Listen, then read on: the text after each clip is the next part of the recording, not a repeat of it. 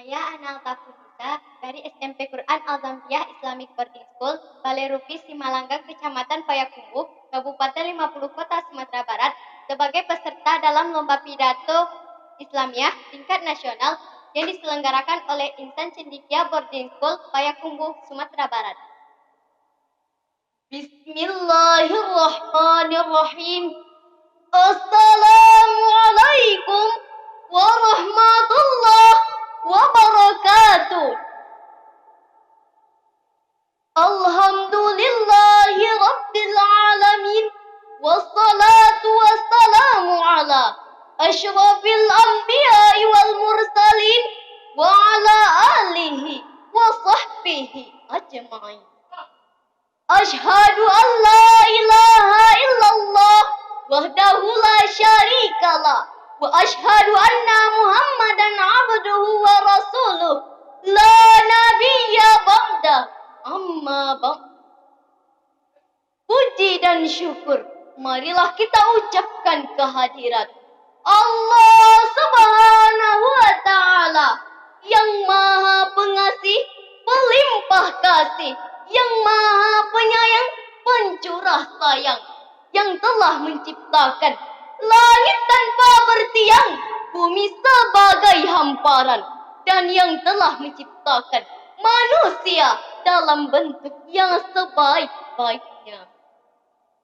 Salawat dan salam tidak lupa pula kita kirimkan kepada Habibullah Nabi Muhammad sallallahu alaihi wasallam, imam di waktu salat, panglima di medan perang, yang telah mempertaruhkan nyawanya demi tegaknya kalimat tauhid la ilaha illallah di permukaan bumi ini. Dewan juri yang arif lagi bijaksana, kaum muslimin rahimakumullah. Baiklah, pada kesempatan kali ini saya akan menyampaikan sebuah pidato yang berjudul Rasulullah Uswatun Hasanah. Mengenang Rasulullah tidak sebatas memeriahkan acara ritual di setiap kelahiran beliau. Juga tidak cukup sebatas terkagum-kagum dengan diri beliau, tetapi hendaknya kita mencontoh tingkah laku, menjunjung tinggi akhlak mulia sesuai ajaran yang sempurna yang beliau bawa. Hadirin rahimakumullah, Allah Subhanahu wa taala berfirman dalam surah Al-Ahzab ayat 21 yang berbunyi, A'udzu billahi minasy syaithanir rajim. Bismillahirrahmanirrahim. Laqad kana lakum fi rasulillahi uswatun hasanah liman kana yarjullaha wal yawmal akhir wa dzakarallaha katsira.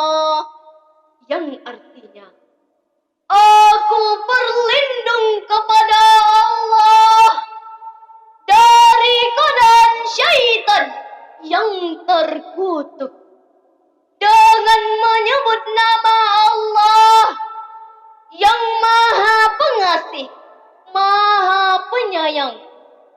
Sesungguhnya telah ada pada diri Rasulullah suri tauladan yang baik bagimu, bagi orang-orang yang mengharap rahmat Allah dan hari kemudian, serta yang banyak mengingat Allah.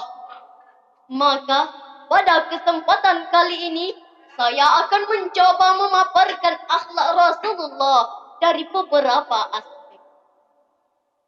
Yang pertama, sebagai seorang hamba Allah, ketatan Rasulullah tidak ada yang dapat menandinginya. Dalam suatu riwayat mengatakan, Rasulullah itu sampai bengkak kakinya karena melaksanakan salat. Padahal kita tahu bahwa beliau adalah orang yang mendapat jaminan ampunan dari Allah, baik dosanya yang telah ia perbuat maupun yang belum ia perbuat. Tetapi ibadahnya seperti orang berlumuran dosa. Sungguh ketaatan yang luar biasa. Yang kedua, sebagai kepala keluarga. Keluarga beliau penuh dengan kemesraan dan kasih sayang. Beliau memanggil istrinya Aisyah dengan sebutan yang mesra. Ya Humairah, sebutan yang paling disukai oleh Aisyah. Sebagai seorang suami, beliau tidak malu menjahit pakaiannya yang robek dengan tangannya sendiri. Yang ketiga, sebagai seorang pemimpin. Sebagai pemimpin umat, tiada duanya di dunia ini yang sebanding dengan beliau. Beliau adalah pemimpin yang cerdas, adil dan bijaksana. Sehingga ia tidak hanya disegani dan dicintai oleh rakyatnya, tetapi juga oleh musuh-musuhnya. Di penghujung hayatnya, beliau berpidato di depan para sahabatnya. Siapa yang punggungnya yang pernah aku sakiti, inilah punggungku yang siap untuk dibalasi. Kaum muslimin, tidak akan pernah kita dapati lagi pemimpin yang seperti ini, yang menyerahkan punggungnya untuk dipukuli oleh rakyatnya. Hadirin rahimakumullah, ini baru sekelumit pribadi Rasulullah yang kita bicarakan. Sekali lagi, tidak akan cukup kata dan waktu untuk membicarakan keagungan akhlak kekasih Allah. Sebagaimana sabda Rasulullah yang berbunyi, Innama bu'ittu liutimma salihal akhlaq. Yang artinya, sesungguhnya aku diutus untuk memperbaiki akhlak yang soleh. Sekarang, tinggal bagi kita untuk meneladani dan menjadikan beliau sebagai cerminan hidup. Janganlah sesekali kita menjadikan yang lain, bahkan menjadikannya sebagai panutan dan idola. Karena sebagai seorang muslim, kita mempunyai panutan yang tiada duanya, yang tidak hanya diakui oleh manusia, tetapi juga diakui oleh Allah. Sebagaimana firman-Nya dalam surah Al-Qalam ayat keempat yang berbunyi, Wa innaka la'ala khulqin azim. Sungguh engkau Muhammad memiliki akhlak yang mulia. Kemuliaan dan keagungan akhlak Rasulullah ini tidak hanya dirasakan oleh manusia, tetapi juga oleh seluruh alam.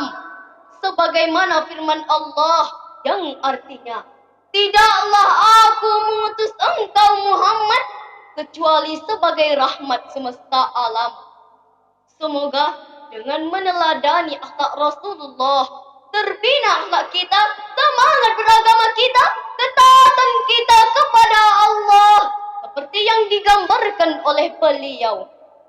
Dewan juri yang arif lagi bijaksana, kaum muslimin rahimakumullah. Demikianlah pidato yang dapat saya sampaikan. Salah dan janggal saya mohon maaf. Saya tutup dengan sebuah pantun.